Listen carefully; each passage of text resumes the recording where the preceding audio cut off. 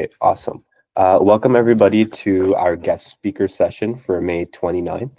Today we're hosting Dr. Vallijah Subasri, who is an AI scientist at Peter Munk Cardiac Centre, where she leverages AI to develop strategies and tools for precision medicine in cardiovascular disease. She completed her PhD at the University of Toronto and the Hospital for Sick Children, where her research focused on using genomics and machine learning to understand the clinical heterogeneity of pediatric cancers and develop risk prediction models for personalized patient management. Previously, Dr. Subasri worked at the Vector Institute, where she studied ways to ensure the responsible deployment of clinical machine learning models, and she focused on distribution shifts and fairness. She holds an honors Bachelor of Science in Biomedical Science and Computer Science from Western University, and as mentioned, a PhD in Machine Learning and Computational Biology from the University of Toronto.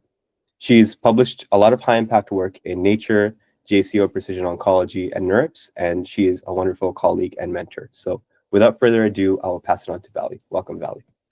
Thanks so much, Ali, for the warm welcome. I'm really excited today to talk about what I think is a really important topic. Let me just go ahead and share my slides here.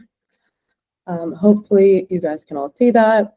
And so, yes, as Ali said, my name is Vallijah, and today I'm going to be talking about an emerging topic in the context of AI, and how near-term risks can evolve into existential risks, and in particular in the healthcare context, which we know is one of high risk and high reward. So I'm going to be discussing the ways that AI can cause these harms, as well as potential risk mitigation strategies. I'll be diving into AI safety topics relevant to the process from model development all the way to deployment.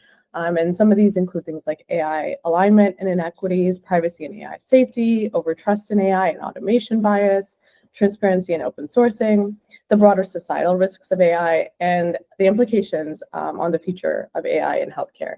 And this work was done by several different colleagues, but I want to highlight for this particular perspective piece, Megan, Leo, and Lale, who are all incredible researchers in their own right, and I highly encourage you to look at their work. So what exactly is AI? In many ways, the predecessor of these AI models are these ruler knowledge-based systems that encode logic as if-then rules, and they act almost in a deterministic manner, are quite transparent to audit, but they struggle with high dimensional data, which is really common in the context of medicine. Now come deep neural networks, for which many of you probably know that the 2024 Nobel Prize in Physics was recently awarded to. These models have revolutionized AI advancements, and they can be broadly categorized into discriminative or generative models, each with its own distinct objectives and application categories. Discriminative models, they classify items based on input features such as medical diagnoses, lab tests, wearable data, and they map essentially inputs to outcomes of interest. And this falls into several different categories of supervised learning, which involves training on paired input-output and ground truth label pairs. This can be something like symptoms and diagnoses. This is a dominant approach for imaging and risk prediction and outcome forecasting. Another popular approach is unsupervised learning, which is essentially when you're trying to discover a latent structure without labels. And so this can involve clustering patient phenotypes to identify a risk stratification of different patient groups. And it can also be used to support more exploratory analyses in the context of healthcare. Lastly, we have reinforcement learning. And so this is when an agent interacts with an environment, choosing actions that maximize some sort of long-term reward. And in the context of healthcare, this can be, for instance, learning optimal treatment sequences for complex cancer care. Now, kind of switching gears a little bit, we have generative models, which have been really taking off in the last couple of years, especially. And this is where you can learn from patterns and relationships in training data sets and enable the creation of new data that resembles your training data. And a popular approach to do this is self-supervised learning, where the model creates these proxy labels by masking or permuting parts of the data. This could be like predicting a missing word or missing pixels in an image. And this scales really well to large unlabeled data sets, and really underpins a lot of the large language models and large vision models that we're seeing now. And for many of us, AI plays a significant role in many aspects of our lives, whether or not we know it. And this can be from an item we purchase online to the treatment plan for our disease diagnosis. And with the rise of foundation models, models like GPT, CLIP, DALL-E, it's only inevitable for the role of these models to play a larger role in our day-to-day lives. And so that's where it becomes really important to consider the safety precautions of these models. Their increasing capabilities and rapid adoption is not without risks, and AI safety addresses these inherent issues and these unintended consequences of these models. And right now, a big issue is the current framing of AI safety has been primarily about existential risks, which has three major drawbacks, as these authors highlighted in their paper, where it excludes researchers with different perspectives of what AI safety is and why we should care about it. It misleads the public about the field's scope and necessity, and it creates this type of resistance, to safe AI systems from skeptics of this AI risk field. And through the systemic literature review, these authors found a vast array of concrete AI safety work that addresses immediate concerns. So these near-term risks with current AI systems, from things like adversarial robustness to interpretability. And these works extend technological and system safety practices and demonstrate that AI safety is really rich, really diverse, with multiple valid motivations and approaches. And so they argue for this kind of inclusive and pluralistic conception of AI safety that accommodates the full range. And so they also examine a number of papers that address AI safety and find that the largest group of papers focus mainly on risks stemming from noise and outliers, with a close second in a significant lack of monitoring of AI systems, which I'm going to talk more about today. So what is exactly an existential risk? Before we get into the definition of an existential risk, I want to first define what a near-term risk is. And these are these risks that stem from AI systems that are already existing and under active development with a clear trajectory towards deployment. These issues include things like fairness, transparency, security, explainability, domains that are well explored in current AI research and practice. Now, an existential risk of AI is defined as a risk that endangers the long-term potential of humanity, potentially leading to the destruction of its potential for desirable future development. And so you can view these near-term risks as risk factors in many ways for an existential risk. And in the context of AI, what these near-term risks are is that they're not in itself existential, but they can increase the probability of an existential catastrophe, or they can reduce our to respond effectively to these threats. And so these risk factors can evolve and converge, potentially leading to these existential threats like the collapse of civilizations, more dystopian outcomes, or the destruction of desirable future development. So a big area of focus in the context of AI safety and mitigating these risks is enabling AI alignment in order to prevent inequities. AI alignment refers to ensuring that an AI system behaves in accordance with the values of another entity, like a human, an institution, or just humanity as a whole. And this misalignment can occur due to outer misalignment, which is when you have poor specification of the system, or inner misalignment, where there's goal misgeneralization, where the system actually fails to adopt to this specification robustly. And so failing to align AI with these shared human values can actually pose existential risks and exacerbate things like social disparities, create power imbalances, and lock in oppressive systems. And given the existence of like very nuanced differences between, we see it on a day-to-day basis, right, with diverse groups of people, aligning AI to human values is not a trivial task. Everyone has different values. Everyone has different perspectives. And so failing to align AI can lead to the eradication of cultures, dialects, and human values, and should be approached with a lot of caution. For instance, there's been a lot of work that's shown this in the context of healthcare, where algorithms designed to identify patients needing additional care in the US healthcare system actually inadvertently prioritize white patients over sicker Black patients, demonstrating how misalignment can perpetuate these already existing inequities and cause real-world harm. Such misalignment has also been seen in the context of diagnostic tools for medical imaging, where AI correctly diagnoses young patients at a lower rate or underdiagnoses patients of lower income with Medicaid insurance at a higher rate. And these shortcomings can actually limit access for marginalized groups, which could cascade into these systemic disparities in health outcomes, especially when deployed at scale. And ultimately, these communities often already have a distrust of the public healthcare system. And so having these deployed systems at scale can actually erode public trust even further and cause public health crises. And so in this study by Lali and her team, who's actually the senior author on our perspective piece, they examined algorithmic underdiagnosis in chest X-ray pathology classification across 3 large chest X-ray data sets, as well as 1 multi-source data set.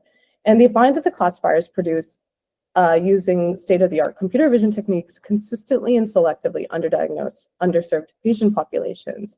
And in particular, that the underdiagnosis rate was highest for intersectional underserved subpopulations. So for example, Hispanic female patients or Black female patients. And it's sometimes believed that you can, mitigate this by having an equal proportion of male and female participants or equal proportion across ethnicities.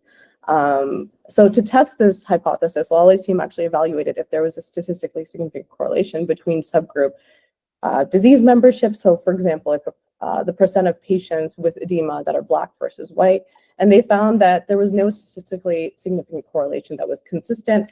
And interestingly, when they look at a data set that has a more even distribution of Black and white patients, so the Emory Hospital data set, they find that this holds true even in that data set, suggesting that equalizing the proportion of patients from different subpopulations doesn't always guarantee fairness, and in many cases is not feasible.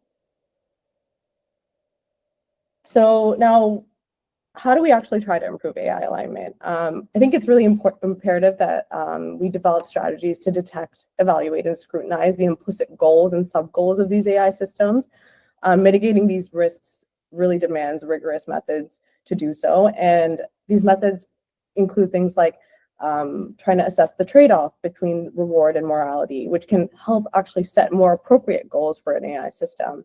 Scalable oversight, where a human is actually overseeing the AI system through labels, rewards, and critiques can be very important. But this also involves a lot of advancements in other important fields like the human-computer interaction field, so that humans can actually provide appropriate scalable oversight.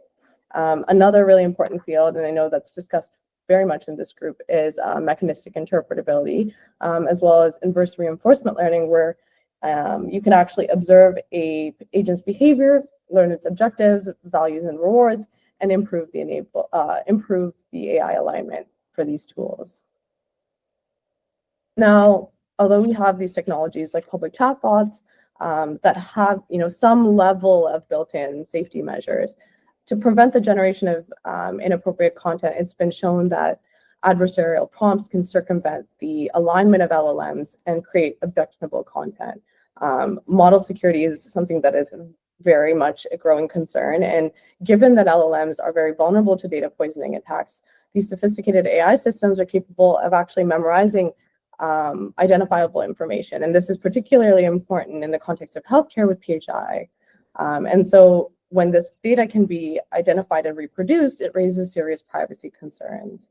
The recent Dinerstein versus Google case really underscores these concerns. They highlight the challenges of safeguarding patient privacy, even when using de-identified EHR data. So in 2017, Google announced a partnership with the University of Chicago to create machine learning tools that would predict patients' future health and adverse medical events. And so to complete this goal, they handed over Google 5 years of de-identified EHR data. And so one of the patients, Matt Dinerstein, actually brought multiple claims against the health system and Google, including a breach of contract based on alleged HIPAA violations. And so this case, the reason I bring it up is because I think it really highlights the potential for re-identification and unauthorized use of patient data, even when explicit identifiers are removed. The privacy risk could lead to large-scale surveillance issues, and in many contexts, like for example, insurance, that can lead to the discrimination of patients for health insurance and things like that. And so it's really important to be able to address these before they actually cause larger scale existential threats like destabilizing societal structures, eroding public trust, or in more extreme cases, causing things like bioterrorism or other forms of large-scale harm. And so to ensure safe AI operations in real-world settings, thoughtful design, careful data collection practices are required to steer AI systems away from these harmful behaviors, and a comprehensive evaluation, including improvements to adversarial robustness, syncophancy mitigation, uncertainty estimation, and transparency in training data is really required so that we can probe these models and understand where their system vulnerabilities exist. Now, AI systems can increasingly generate convincing misinformation. I'm sure we've all seen this when we go to Twitter, or I guess X as it's called now, or other social media, where we're seeing videos where we're not really sure, is this real, is this not real? And so this can obviously cause a lot of downstream harm. It can manipulate people, it can create fake news, encourage polarization, create power imbalances, lock in oppressive systems. And in the context of healthcare, overtrust in AI can have devastating ramifications without adequate human oversight or verification. And so, for example, blind reliance on AI systems for critical tasks like disease diagnosis, recommending treatments, without this human oversight can lead to a lot of issues. And so now there's been kind of this surge of explainability methods and how explainability can be used to better understand the system's behavior and help detect undesired objectives that lead to specification gaming. But I think explainability should be approached with caution, as it can also lead to overtrust and misplaced confidence in AI systems. This can amplify misinformation and create things like conspiracy theories, particularly on social media, as I mentioned. And this was seen during the COVID-19 pandemic, which we all went through. Public trust in political systems is really essential for an effective response to global health crises like the pandemic. And so including measures like quarantining, vaccination, mask wearing. And so widespread misinformation can actually undermine this trust, making it harder to combat these kind of crises. And so preventing the spread of misinformation is really critical to these types of coordinated responses to existential threats. So how do we actually, mitigate these risks? So hierarchical reinforcement learning methods, which decompose the decision-making process into simpler tasks, are a promising strategy to understand AI decisions and mitigate their existential risks. There's also methods to fact check and understand these models as they're necessary, and things like watermarking generated output to distinguish a human from a machine. Overtrust in AI is really harmful in domains like healthcare. And so the use of AI for clinical decision-making, including medication administration or disease treatment, can threaten human life and really set unrealistic expectations of what patient care could look like. And so to ensure more truthful answers, it would be beneficial maybe to have two AI systems debate each other to see different opinions with maybe a third, possibly human system judging the debate, or using a more smaller specialized AI model to verify the bigger ones. But these sorts of strategies need to be developed more in order for us to prevent these sorts of issues.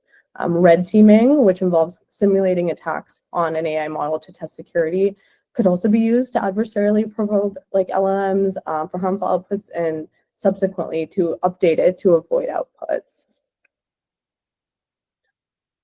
So now, given the resource consumption that's required by a lot of these, especially these foundation models and LLMs, very few companies actually have the ability to train large foundation models.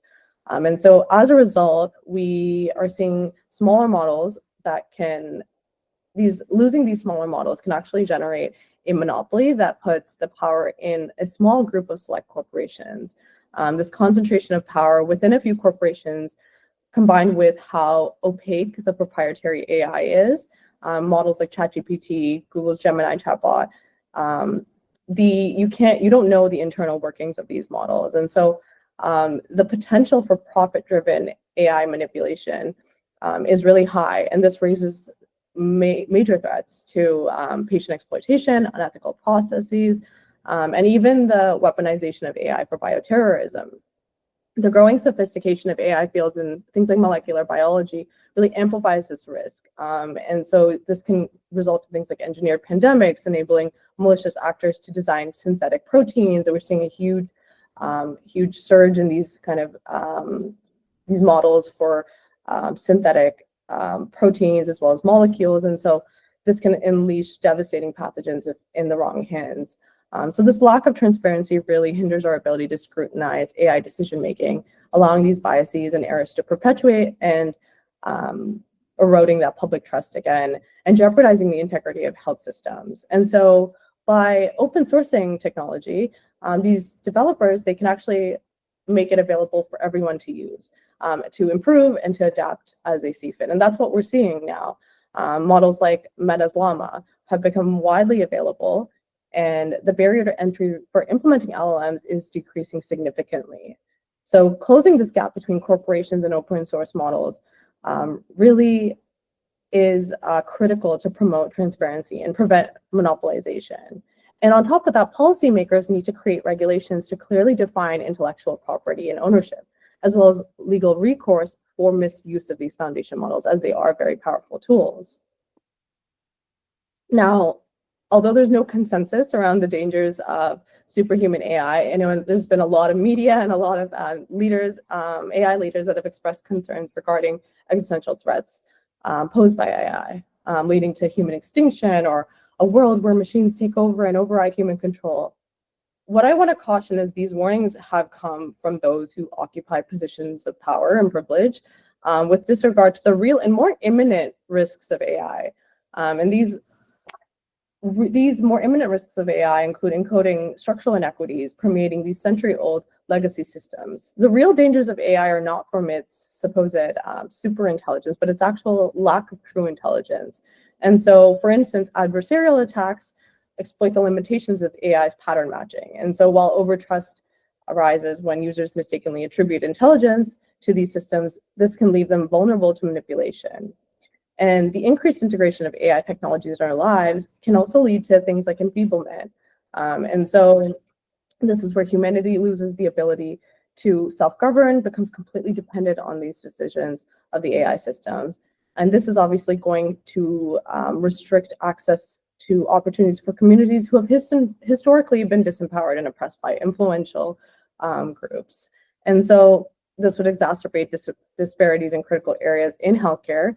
And so advanced AI systems pose these significant threats to society, including exacerbating social injustice, destabilizing institutions, and distorting our shared reality.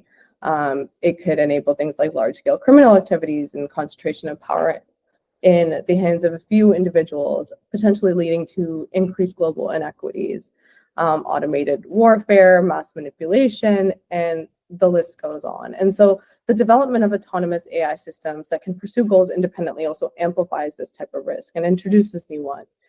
Without the proper safeguards, we risk losing control over these systems, potentially leading to catastrophic loss of life, as well as environmental destruction. And so to prevent this, I think it's really important that we evaluate and do risk assessment to really understand how are these systems affecting individuals? How are they affecting societies? How are they affecting processes, institutions, power structures? How are these being changed and shifted by AI systems in order to implement evidence-based risk mitigation strategies? The future for AI to improve healthcare is immense. I think that is abundantly clear. And its ability to assist with clinical decision-making has already been demonstrated in several aspects of early diagnosis, risk stratification, treatment optimization. But the incorporation of AI into clinical care in a hospital can pose a lot of risks, as we mentioned. I think one thing that's very important is proactive governance frameworks that are able to actually keep up with AI's rapid evolution. And this means establishing specialized institutions with the expertise and authority to enforce rigorous safety standards, conduct detailed risk assessments, and require transparency. So this is actually from the Code of Conduct from the National Academy of Medicine, where they propose this loose, tight framework for trustworthy health AI. And this is just, again, one of the emerging frameworks from a really reputable institution. But I think it shares some really positive principles that we can take into our deployment practices. And so this loose type framework really leverages strong alignment, which is kind of that first tight phase on values, goals, expectations. Then in the loose phase, you're kind of doing more of the implementation, experimentation, the innovation aspect. And in the last tight phase, you're doing the discipline accountability that keeps kind of these very complex initiatives like responsible health AI deployment trustworthy, but still creative and innovative. And so for the rest of my talk, I'm going to primarily be talking about this kind of monitor and report aspect of the second type 2 stage of this framework.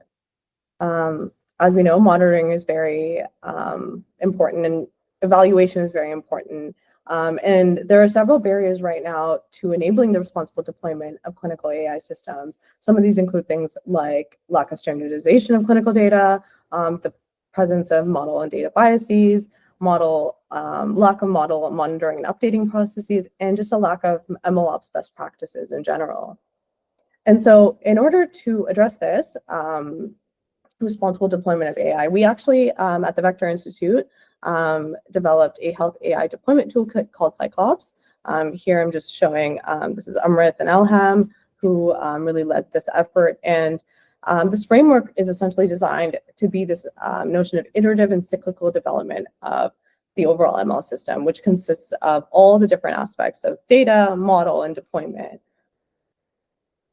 And so I just want to highlight that this falls under a broader umbrella of machine learning operations for healthcare, which is kind of this emerging field, especially in the context of healthcare, which doesn't have all the systems in place right now for safe AI deployment.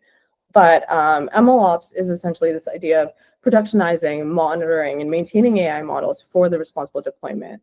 And so there's, as you can see, several different components of this, this pipeline or this system. And this includes things like storage of data, so like a feature store, model registry, as well as different pipeline components from training to validation to evaluation. For the rest of my talk, I'm mainly going to be focusing on this section here, so model monitoring and updating, as I think this is one, as I mentioned from some of the previous work that I showed, is lacking in current healthcare AI projects. And so if you want to read more about kind of the broader machine learning for healthcare operations, I urge you to take a look at this review that we wrote, led by Frank and Faiza over at Vector. And so in terms of monitoring, I want to focus on data shifts in clinical data. And clinical data is really subject to a lot of different data shifts. This can be due to changes in technology, things like changes in a software vendor, changes in population and setting that result in changes in demographics, changes in behavior, whether that be at the patient or the provider level or the institution level. So things like new reimbursement incentives. And so clinical AI systems are susceptible to these data shifts and their associated performance degradation, which can lead to erroneous prediction and potential patient harm. And so as a result, it's really important to establish the efficacy of data shift detection methods and develop updating or retraining procedures so that when a clinical system is malfunctioning, we know about it and we can actually take action right away. And so on a more technical basis, what is a data shift?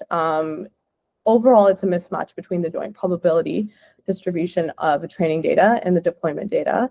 And this can be broken down further into the type of shift it is. If it's a covariate shift, this is a change in the input distribution. So this could be something like a change in the patient demographics. Concept shift, which is a change in the input-output relationship. And this could be something like an updated diagnostic criteria that alters mortality risk prediction. And label shift, which is a change in the distribution of the output label. So, I mean, we saw this during the COVID-19 pandemic, a risk in disease prevalence, altering the baseline rates for a positive outcome, for example. And so what we did was we developed this, this data shift detection pipeline. We know that model performance is very useful, but it doesn't provide any explanation as to why the performance deteriorates. It also requires ground truth labels, which can have very long lead time and be very difficult and resource intensive to acquire for outcomes like mortality. And so it would be really valuable if we could have a warning to know if drift occurred at the time the model provides the actual predictions. And so That way we can actually influence real-time clinical care and prevent system malfunction and poor decision-making that's associated with that. And so in order to implement that, we developed this end-to-end pipeline to monitor for data shifts. And essentially this consists of when you have your source and target data, you can conduct various different experiments like a sensitivity test or a rolling window test, which essentially leverages our shift detector that consists of two components, a shift reductor as well as a shift tester. And we evaluated various different reductors as well as testers. They're all available to use in our tool Cyclops. And the one that I'm mainly going to be talking about, and the one that we used for the downstream experiments that I'm presenting today, for the reductor, we used a black box shift estimator, which was based on a study by Zach Lipton's group. And essentially, this is a trained model that we are using the probabilities from the prediction of that model using just the input data. And then for our tester, in our tester, the optimal one that we found was maximum mean discrepancy. And essentially what this detection of the shift does is then we can identify that a drift has been occurring, trigger remaining protocols, and inform end users of the reliability of the prediction so that they can approach it with caution. So the first use case I want to talk about where we apply this to was with Trillium Health Partners, which is a hospital in Mississauga. And this is in the context of chest X-ray disease prediction. And so, I mean, that's another thing I would like to highlight with the pipeline is it is meant to kind of be generalizable in the types of data. And you'll see the next use case I'm going to talk about is an EHR data set use case. And so in the CHP chest X-ray disease prediction use case, we know that ground truth labels in radiology are extremely expensive because it requires a subject matter expert to actually go and analyze these images. Chest X-ray scans are very abundant, and so monitoring image-based data drift would be very valuable to alert practitioners, especially because we know medical imaging exists in a very highly dynamic data environment. And so essentially this was work that was led by Ali and the Vector team. And what we did was we looked at chest X-rays between the source and target distributions. Again, same type of pipeline where we're reducing the data and then performing a test on it to detect if there's a data shift or not. And so the black box shift estimator here was a trained autoencoder for disease prediction using chest X-rays, and this was used to monitor data shifts across the COVID-19 pandemic. And so what's really interesting is we find there's no significant changes in overall performance, but using the data shift detection, we're able to capture these real-world data drifts using or during the COVID-19 pandemic. The second use case I want to highlight is Gemini. And in our second use case, we developed this dynamic clinical AI model to predict mortality using EHR data from Gemini. So Gemini, which is a really, really great initiative, is led by Amal and Fahad here at the bottom, and is Canada's largest hospital data for sharing network. And it collects really detailed information from clinical to administrative. And now it's at about 30 plus hospitals, I believe, participating across Ontario. That makes it available for research that addresses healthcare challenges. And so we leveraged data when it had a little bit less in terms of the number of hospitals. Here we're using 7 hospitals, about 109,000 patients admitted to general internal medicine inpatient units from Toronto from 2010 to 2020. And so we use the Cyclops processing and querying to extract the hospital data, impute missing data, and then form these patient profiles that we can just use in our downstream modeling. And so for our modeling, we use an LSTM model to predict whether a patient's health will deteriorate and result in in-hospital mortality within the next 2 weeks, every 24 hours of their general internal medicine stay. And so for our data shift detection, what we wanted to focus on was first general patient characteristics. So using that LSTM model, that trained LSTM model as our black box shift estimator, we tested various different types of shifts.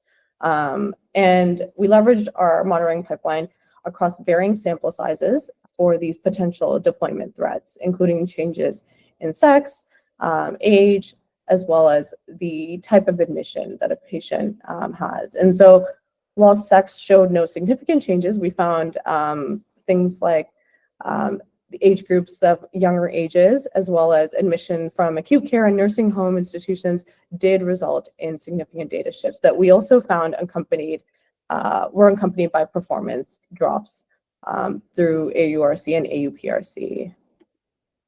We also evaluate data shifts attributed to the occurrence of natural disasters, events like the COVID-19 pandemic, as well as differences between hospital type, as well as changes in lab assays. And some of these are very critical lab assays in the context of things like cardiac diseases, troponin, D-dimer, and BMP.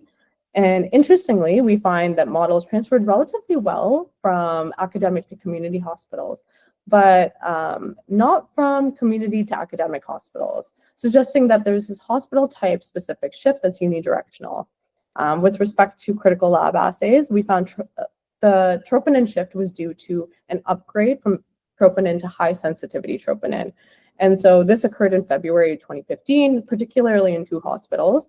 And we found this did not result in a data shift. But we did see in hospital 2, we have to anonymize all of these just for privacy concerns.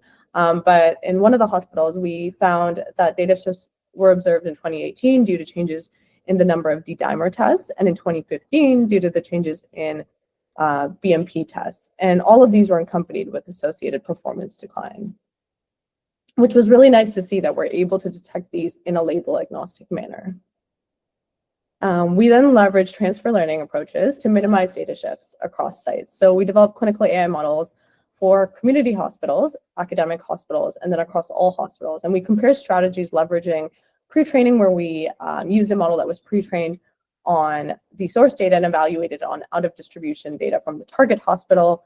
We did transfer learning, where we fine-tuned a model on the target hospital prior to evaluating it on the target data, and then ablation, where we actually excluded data from a single hospital prior to evaluating the target data. And so for each of these, we evaluated the performance of each hospital on a held out test set. And we found the training across all sites, for the most part, improved performance for both academic and community hospitals. But we found community hospitals benefited the most from community-specific training, suggesting that the individuals in these hospitals have a different distribution of the demographics of the patients that actually end up being admitted. And so it's also worth noting that when we do this hospital type specific fine-tuning, that it improved performance for all sites except one, hospital 2. Let's see here, yeah. So hospital 2, where we are seeing that this hospital actually has one of the largest differences in of patients with diseases due to factors influencing health status and contact with health services. So interestingly, this was also the diagnostic subgroup within our data set that had the lowest performance, and that might explain some of those decreases.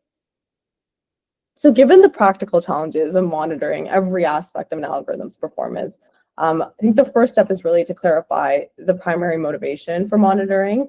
And so this is a study that came out earlier this year in New England Journal of Medicine.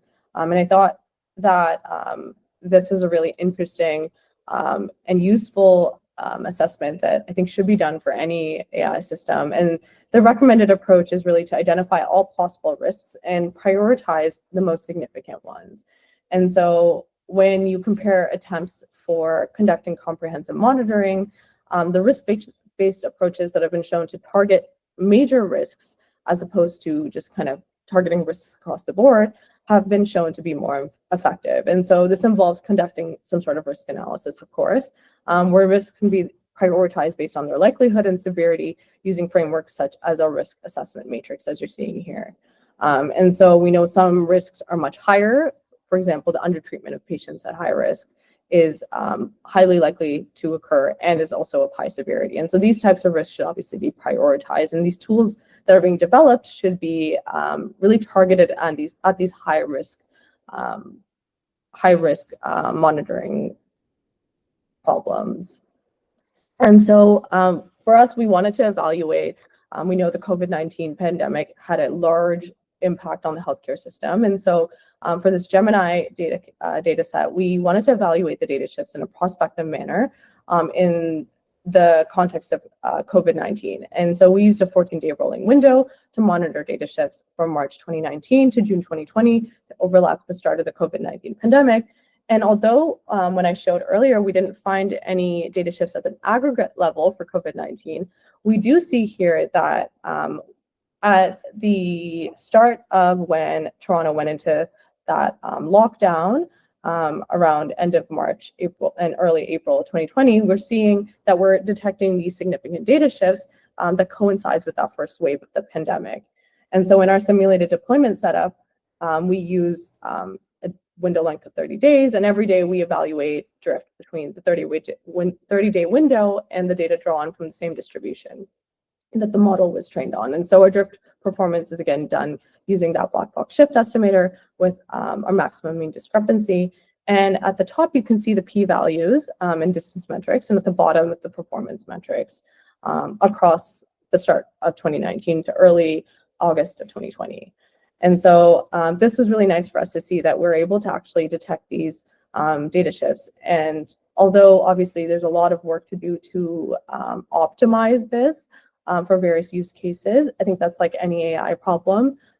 You have to optimize it for your use case. And so there's a lot of work that needs to be done in exploring methods to increase the speed and the power of drift detection, because we know that drift occurs in very different ways, right? So they can be sudden, they can be gradual, large, small, and they can affect different subgroups. And so it's important to consider multiple metrics, multiple candidate statistical procedures, simpler ones, as well as more sophisticated methods like the ones we're using with black box shift detection to significantly improve the power of this detection. So now that we've detected the shift, what do we do about it? And so the next step in our study was we wanted to compare continual learning strategies. This includes things like periodic updating, as well as data shift triggered model updating. And so in order to do that, we optimized various different parameters. So we optimized the number of patients that we're actually looking at, how far back we want that look back window to be, how large we want our retraining window to be. Do we want to take all the patients? Do we only want to consider those that are correctly predicted? Do we only want to consider those that are positively predicted? And then other parameters that could be optimized are things like the actual drift threshold, the number of epochs you want to fine tune for. And so that is exactly what we did for the Gemini use case. And so to mitigate model deterioration, we implemented these continual learning strategies. And we found that data shift triggered retraining was superior compared to periodic retraining at a fixed interval. And in this particular case, we found the optimal model settings or for updating every 120 days from the previous 60 days to account for label acquisition and reporting delays. And in terms of a detection p-value, we optimized and we found 0.01 was our optimal.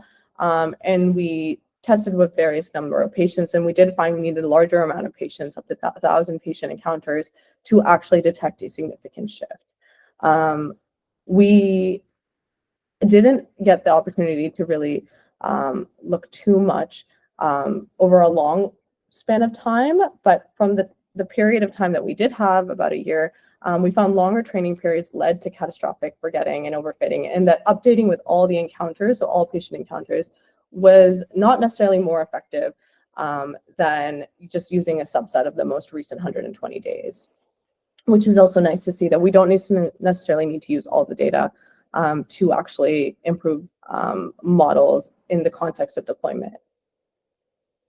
So overall, here I'm just showing the implementation of our data shift triggered continual updating strategies. And we see that there is actually an improved performance over time, and it was more effective than maintaining a locked model during deployment. So overall, we're seeing in the context of AI in healthcare, there's a shift from development to deployment. So early machine learning efforts really focused on developing these complicated and clever AI models to solve specific tasks. We have GANs that have been used to augment training data. and then federated learning for enabling privacy-preserving model training across institutions, and the advent of transformers to unlock the potential of these large-scale data sets and multimodal data sets that all have shown the potential and power of scale of AI in healthcare. But I think what we're going to see in this kind of next wave is to progress healthcare AI. It will be driven less by the invention of new model architectures and more the development of robust real-time infrastructure governance. And in production environments, the focus really shifts to data pipelines and shift monitoring, detecting covariate shifts, automating data ingestion, ensuring that these deployed models remain safe and accurate over time. And these operational concerns are now very central to the real-world impact that AI has on healthcare. Because there's a lot of models that are being developed, but there's not a lot that are actively being used in the clinic. And that is really the rate limiting factor here. And so a key component of this evolution is this implementation of these types of proactive label agnostic pipelines for continuous evaluation and monitoring, and these systems that ensure that AI models remain accurate while being reliable and safe in a clinical environment that's quite dynamic and high risk. And so I would like to caution that, generalizability, which is the ability of the model to perform well on new and unseen data, has to be assessed on a case-by-case basis. And that shows true for any kind of approach for monitoring and evaluation, as healthcare data is very broad and diverse and can vary widely between institutions and populations, as I spoke about. And continual learning is just one solution for adapting to data shifts over time. While it is promising, it can introduce risks. And I didn't go too much into discussion about that, but I think they're really important to highlight. It can lead to things like catastrophic forgetting, overfitting, feedback loops, and it does present a really very real challenge for regulatory oversight, because once a model is kind of approved for being used, there's no current pipeline for how it can be updated and then continued to be used in the context of a clinical setting. And so those types of regulations need to be established as well. And I think that will happen kind of hand in hand with this shift that we're having from development to deployment. So I'm really excited to see how this shapes up over the next couple of years. I think we're already seeing a lot more efforts to do this. And yeah, if you guys have any questions, I would be happy to take them. Yeah, thank you so much for the awesome talk. I have a few questions, but first I'll open the floor to anyone else who wants to ask. Yeah, so hi, I had a query regarding like the shifting from development to deployment, the phases that you say. So like you are saying that like instead of developing models and like general architectures, we are kind of moving towards DevOps and trying to take that data and analyze and perform actions. So that's in one way of. Yeah. So I'm not. You're cutting off a little bit. So I think I heard the most of it. But yeah, I think so. It's not that no one is going to be developing new architectures. I still think that's really important, and we're actively working on that as well. But I think even in LLMs, we're also seeing a lot more emphasis on the inference side, right? As opposed to the actual development of these new architectures, in terms of speeding up inference, in terms of making it more accurate. And so I think a lot of the effort now is like we have good models, but we have really bad ways to mitigate biases and monitor these models and actually deploy them and productionize them. And so, I mean, I think it's really exciting, and maybe it's like that to develop these new architectures, and sometimes it's often thought that this kind of this AI safety and these aspects of it are less glamorous, but I think they're really important. And I think that's what's really going to propel real change and real impact in this sphere. Yeah. Yeah, that's right. So with the model drifting and like with the since like in COVID, there's different times of the season in which certain like cases increase. So how these are the kind of a different alerts, as well as with this different months of a particular year. So this is the kind of drifted detected, and in the classical machine learning problems, these kind of solutions weren't, I think so, focused on, but now we are kind of going towards it. So what are your thoughts on this too? Yeah, I think that's a really good point. It's really hard to look at these data shifts in isolation. As you very aptly pointed out, they don't occur alone. They occur, Yep. In a complex manner. And so there definitely needs to be, and we kind of started to explore some of this in terms of like feature attribution and identifying like what features are actually contributing to these specific data shifts. I think that would be really interesting follow-up work. But yeah, I think that's definitely a concern. There's other approaches also that have been taken for data shift detection. So a big area is like causal discovery and like creating these kind of directed acyclical graphs. That is a more, I guess, robust way in some ways, but it requires knowing that graph, and that is kind of the limitation to using that in the healthcare context. But yeah, no, I think that's a really good point. I think we're going to have to get better approaches to actually being able to parse out the actual data shift, figuring out where is it being driven from. And even this is definitely not by any means a perfect approach, but I think we're starting and we're thinking about it and we're making those steps. Yeah. Cool. Thanks. Thank you. Yeah, just a quick question about, I thought this was really cool, especially like the drift detection part. I know Caden worked on this as well. Yeah. This is really interesting, especially because these last few sessions we've been focusing especially on like situational awareness and like alignment faking. Anthropic did a really interesting study on how their language models, especially like Opus, like their frontier models are capable of showing or appearing like they're aligned with certain values, but they can actually detect when they are deployed and out of distribution. So this kind of distribution shift seems to be something that LLMs can pick up emergently.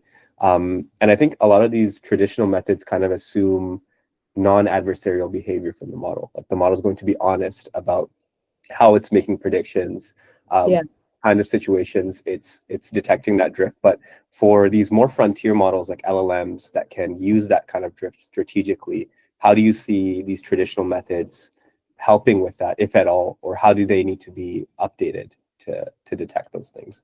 Yeah, that's a really good question. And I think, we're seeing different kind of aspects of that being explored in the context of LLMs. They are a different beast. And so, we see other issues like hallucinations, and because they have reasoning capabilities, the types of risks they have are a little bit different. I think there's aspects of this that we can definitely apply to more foundational models and LLMs, but I think we're also going to have to explore other really important fields. I think I mentioned like mechanistic interpretability is a big one.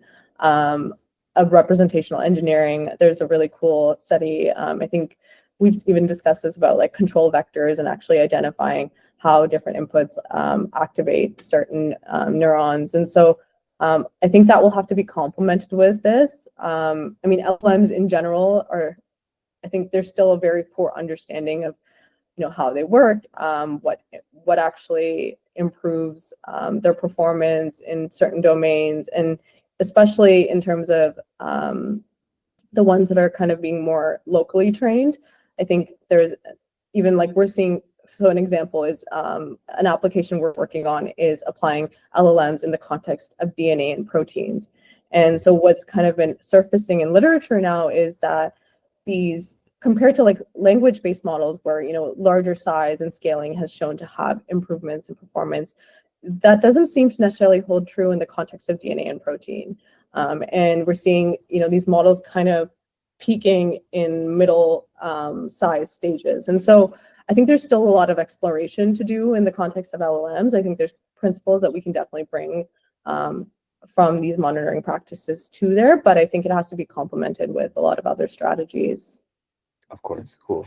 I know we're coming up on the hour now, but I like to end off on this question, which is, if you had like $1 million right now to allocate anywhere in AI research, AI safety research, Yeah. where would you put it to mitigate specifically the risks you've talked about today with healthcare? I think that's such a hard question.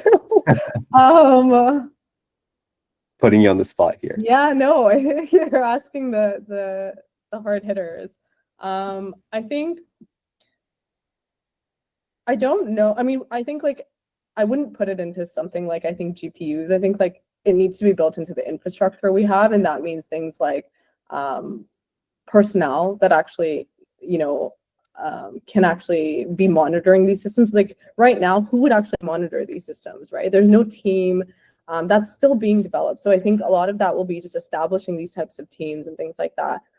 In terms of research, yeah, I think another like really important area that I think I would put more funding into is things like mechanistic interpretability, as I mentioned, and reinforcement learning, and trying to understand basically the goals and sub-goals of these AI models. But I think ultimately we need infrastructure in place in hospitals, which maybe is more present in other domains, but is not at all. It's really the Wild West over here. So yeah. That's a great point. Yeah, thank you so much, Vallijah, for your time and delivering this awesome talk. And we really appreciate your insights. So yeah, we'll end off here. And if anyone would like to watch the recording or join late, it'll be available on YouTube. So thanks, everybody, for joining. Thank you so much. Thank you. Bye. Take care.